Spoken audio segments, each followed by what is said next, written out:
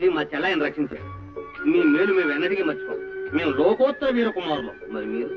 మేము అభిమాన ధీర కుమారులు, ఇంద్రుని మనుమలం, ఉపేంద్రుని మేనల్లుడు. ఓ, విధులు చాలా వరకు ఉన్నాయే. ఎవరైతే మాకే మా మందిరానికి వచ్చి మా అతిథిని స్వీకరించి మరీ వెళ్ళండి. ఇప్పుడు అవసరమైన పని మీద పెడుతున్నాం, అదను చూసుకుని వస్తాం.